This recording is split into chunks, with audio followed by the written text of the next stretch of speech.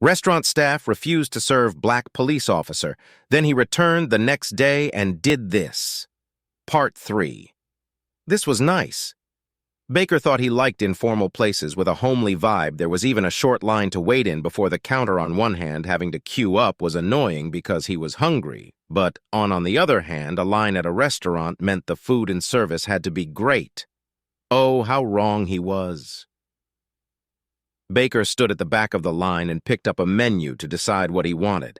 After waiting in line for about 10 minutes, he got close to the counter. However, something was wrong.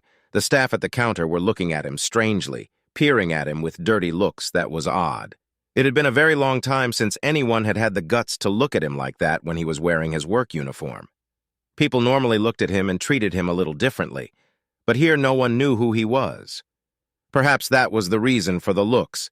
Even though the weird looks from the staff were making him uncomfortable, he stayed patient, but now his patience was starting to wear thin. He finally arrived at the head of the line and was ready to order his food and sit down, but what happened next made him see red when it got to his turn. Baker smiled and greeted the woman behind the counter, but instead of a smile, she stared back at him coldly with a look of impatience. Find out what happened next by pressing the plus and share, comment restaurant for part 4. If you haven't seen the previous parts of this story, you can go to my profile and scroll down to see it.